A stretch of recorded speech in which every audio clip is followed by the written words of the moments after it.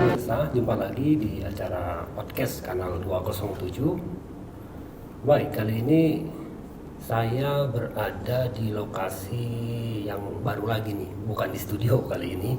Kita ada di Yayasan Perguruan Islam Darul Hikmah. Ini ada kalendernya, ada brosur yang saya baca ini.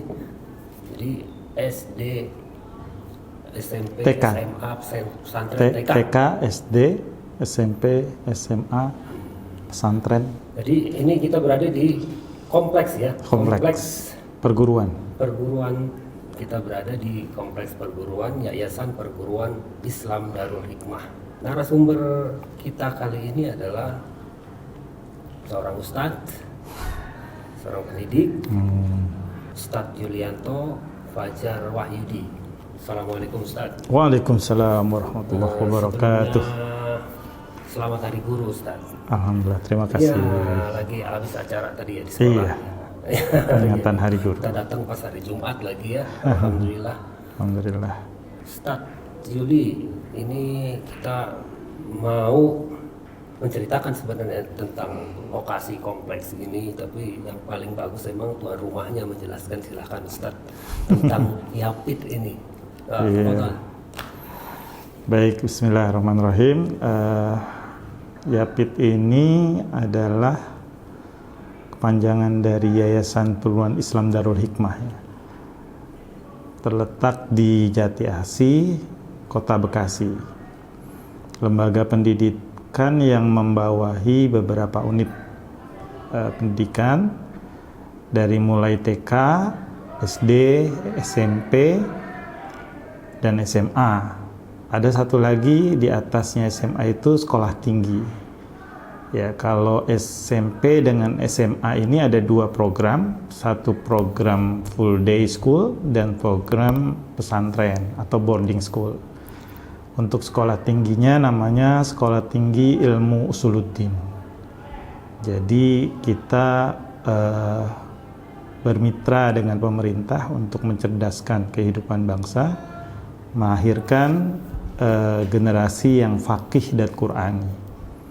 Mereka diharapkan bisa memiliki pemahaman agama yang baik, begitu juga akhlak yang baik, dan juga penguatan pada bidang Al-Quran. Sejak dini sudah diperkenalkan untuk memperbanyak menghafal Al-Quran, dan tidak sedikit yang mereka masih di jenjang SMP maupun SMA telah menyelesaikan hafalan 30 juz Al-Quran. Sudah lebih dari 100 orang ya yang selesai menghafal 30 juz Al-Quran ya, di Yapit ini. Jadi ini kalau untuk format pesantren mengacu ke Kemenak ya? Iya, kalau untuk izin operasional pesantren ke Kemenak, untuk kegiatan pendidikan di sekolahnya ke Kemendikbud. Yang itu yang TK, SD, TK, SD, SMP, SMA, iya. IT ya? IT, Islam Terpadu.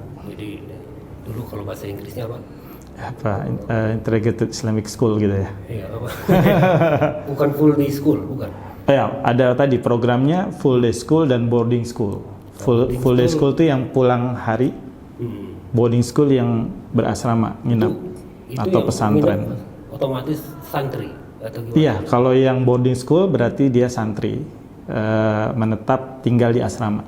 Jadi Kalau yang full day school dia pulang hari, sore sudah pulang. SMA biasa atau SMP biasa? Iya. Yang full day. Yang full day, ya dia bedanya nggak mendapatkan pelajaran pesantren, sama capaian target tahfiz yang lebih rendah daripada capaian target para santri yang boarding. Ini kelas balik lagi Ustadz Yuli ya, tentang guru ya. Jadi kayak anak baktilas nih Ustadz ya. Masya Allah. Jadi sejak kapan sih Ustadz Yuli ini pengen menjadi guru ya?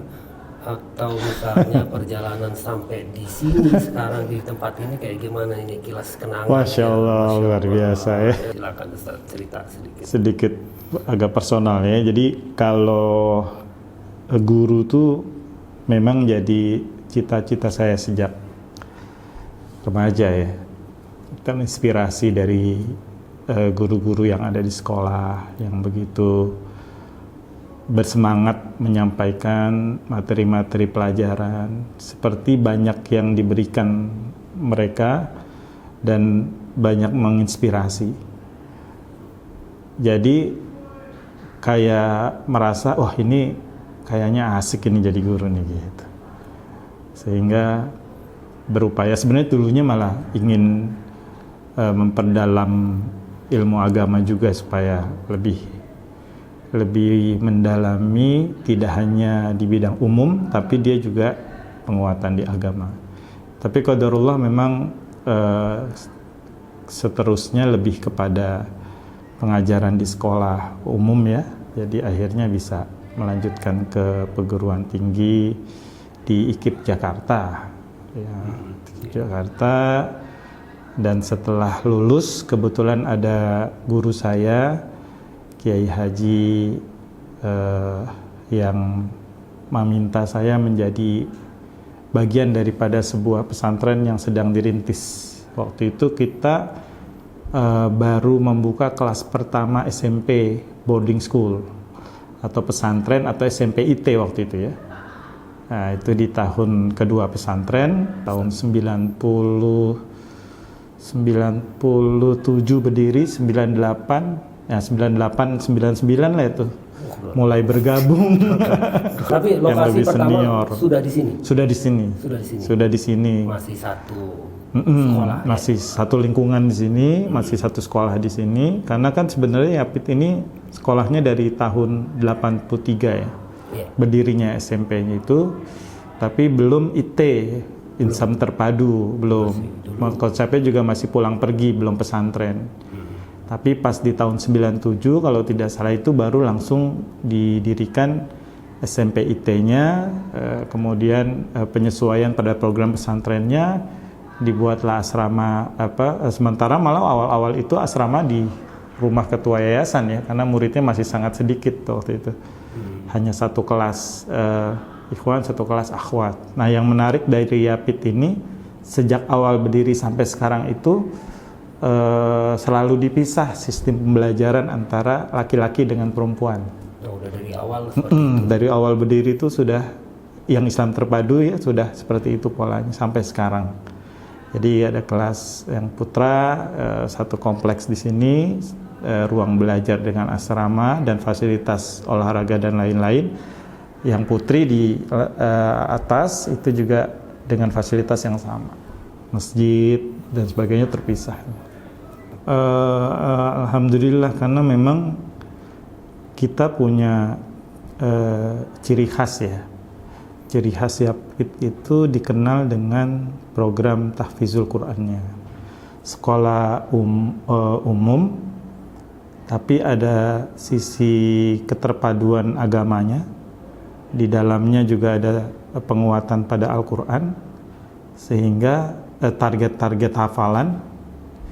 Sehingga kalau misalnya di Bekasi ini, ingat Yapit, ingat tahfidz. Gitu. Jadi kalau mereka mau ke Yapit, harus memahami bahwa di Yapit itu penguatan Al-Qurannya lebih banyak. Jam kegiatan belajar Al-Quran, kemudian pelajaran agamanya juga lebih banyak. Umumnya tetap diambil 100% sama dengan segalanya, cuman memang ditambahkan pelajaran-pelajaran agama dan Al-Quran untuk mencapai visi tadi, faqih dan Qur'ani tadi. Melahirkan generasi yang faqih. Selama ini berjalan, alhamdulillah sebagian besar siswa itu bisa mengikuti program tahfizul Quran dengan baik. Indikasinya mereka juga memiliki capaian-capaian hafalan Quran, bahkan ada yang berobsesi lulus SMP akan lanjut lagi ke SMA Yapit untuk menyelesaikan 30 juz hafalan Al-Quran. Karena khawatir kalau di tempat lain belum tentu bisa selesai hafalan 30 juz Al-Quran. Iya, dikejar di sini. Itu berangkat dari lisan siswa-siswi sendiri gitu. Jadi mereka juga sudah merasa ini menjadi kebutuhan hal yang penting buat kekuatan hafalan Al-Quran mereka ya. Ya tentu saja biasanya kalau udah ya seperti Ustaz Dili tadi pertama udah ada 100 lebih ya.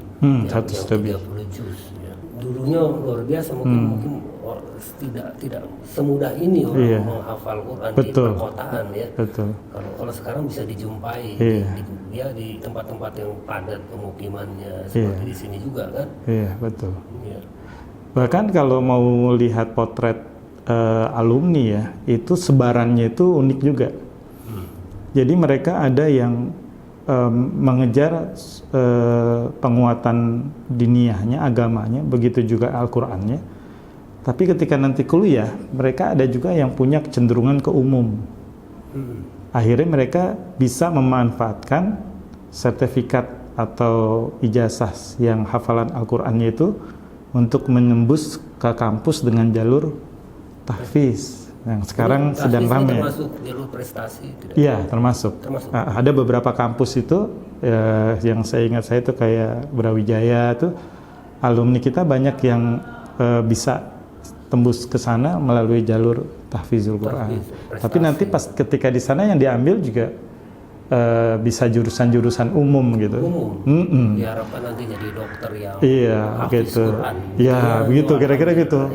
Kayak saya perhatikan malah 2 tahun terakhir ini nih, itu yang tembus ke ITB itu beberapa orang gitu dari SMA Yapit. Kemudian ada yang di Undip Semarang, ada yang di UI. Nggak selalu mereka masuk ke agama lagi kampusnya atau ke pesantren, tapi ada juga yang melanjutkan ke kampus-kampus umum dengan bidang multidisipliner yang agak berbeda ya dari sebelumnya. Karena penguatan dasarnya itu dia. Sudah dapat. Kalau dia belajar misalnya ilmu alam, ilmu pasti, dia punya basic yang kuat ya, dia udah nggak khawatir lagi. Mungkin begitu orang kan khawatirnya belajar ilmu-ilmu yang kayak begitu, yang barat-barat itu takutnya nanti nyasar gitu ya. Padahal belum tentu juga. Ada yang belajar agama tambah nyasar juga. Bahkan ada juga yang sampai melanjutkan ke perguruan tinggi di luar negeri ya, di Inggris, di Turki, di Amerika, yang sempat melapor kembali tentang sekarang kegiatan kami. Ada yang sampai selesai di sana program S2-nya dan seterusnya. S1 di luar. S1 S2 di luar. Begitu. Timur Tengah atau ada Timur Tengah juga ada. Timur Tengah, Saudi, Mesir ya. Sudan ya, dan juga yang ke tadi Eropa atau Amerika juga ada. Ini tapi tidak difasilitasi oleh Yapit itu kalau enggak, kita sampai tahapan membuka artinya memberikan bantuan ke mereka itu seperti di kelas 12 itu membuka melaksanakan bimbel untuk umum dengan agama. Jadi ada bimbel umum ini untuk yang kita persiapkan untuk mereka udah muyulnya mau masuk ke perguruan tinggi negeri yang umum ya. Tapi ada juga bimbingan belajar khusus di kelas 12 itu untuk yang mau masuk ke agama, ke kampus-kampus terkenal di Timur Tengah atau di Mesir, Syari Al-Azhar ya. Itu ada bimbel syar'i namanya kalau gitu. Di sini di kelas 12 setiap tahun itu ada program itu dari SMA. Pesan seorang guru nih ya dari Ustadz Yuli kepada murid-murid kira-kira untuk sekarang, apalagi kemarin itu 2 tahun kemarin hampir kegiatan tatap muka nggak ada ya, kemudian setelah mulai lagi pembelajaran mungkin ada banyak keluhan-keluhan dari murid atau belum bisa beradaptasi dengan suasana baru. Ustaz ada nasihat ke anak-anak murid yang baru mulai lagi nih sekarang, baru mau mulai lagi belajar lagi. Silakan Ustaz. Ya, jadi untuk anak-anakku semua yang sudah kembali bisa beraktivitas normal dalam kegiatan pembelajaran offline di sekolah, maka ini kesempatan terbaik untuk belajar dengan sungguh-sungguh sambil berupaya beradaptasi dan tetap harus memahami bahwa rules, aturan-aturan yang ada di sekolah, terus capaian-capaian dari kegiatan pembelajaran itu tetap harus diperhatikan, baik ketika belajar, kemudian dengan tugas-tugas yang ada, Karena prinsipnya itu adalah bagian daripada edukasi untuk membuat para siswa ini berkembang potensinya. Kita tidak melihat pada aspek kognitif, tapi sikap dan budi pekerti juga penting untuk disampaikan, dimiliki oleh para siswa, juga keterampilan. Jadi ketiga potensi ini, kognitif, psikomotor, dan sikap ini juga harus terbangun kembali. Kalau ketika online itu kan terbatas. Iya. Offline itu nggak bisa tergantikan dengan online, karena tetap mereka harus melihat, mereka harus berbuat, mereka harus bersosialisasi, mereka juga harus bertemu kan, bertemu secara real di lapangan. Nah itu makanya ketika sudah offline ini sangat berharga sekali untuk tidak dilewati begitu saja. Kalau saran saya adaptasinya jangan lama-lama, harus cepat beradaptasi, tapi selanjutnya bisa lari lebih kencang lagi dalam kegiatan pembelajaran. Jadi, itu semuanya yang kemarin itu agak kurang. Iya, betul. Jadi kemarin saya tanya ke orang pendidikan, itu namanya lost learning. Lost learning. Kehilangan belajar, hilang banyak aspek yang hilang karena cuma di gadget doang. Iya. Jadi, mudah-mudahan ke depannya udah mulai normal lagi. Amin, dan ya Allah. Insya Allah anak-anak ini saya lihat juga tadi udah mulai. Wah, luar biasa anak-anak sudah. Hari guru rame. Ya. Apresiasi terhadap gurunya juga bagus. Ke depan insya Allah kita dapat generasi-generasi amin ya Allah, amin. Yang beriman dan takwa. Demikian Ustaz, ada lagi yang mau ditambahkan pesan buat kita ini lah. Buat kita. Buat kita ini lah orang-orang tua nih. Orang tua kalau punya anak ya tetap mendorong dan bersabar dengan perkembangan anak didiknya atau anaknya ya. Sabar, terus berikan semangat, berikan apresiasi dari setiap kemajuan sekecil apapun dari anak-anak kita, dan jangan lupa nih berdoa sama Allah. Iya. Karena apa yang terjadi pada anak-anak kita itu kita nggak tahu ke depannya. Tapi ketika kita berdoa sama Allah, kita bisa memohon akan diberikan takdir yang baik untuk mereka. Baik, saya jadi ingat barusan tadi Jumatan khotibnya bilang ada 3 yang harus kita syukurin. Yang pertama bersyukur karena ada Rasulullah, yang kedua sama orang tua, yang ketiga sama guru. Kan? Masya Allah. Jadi ingat seperti ini.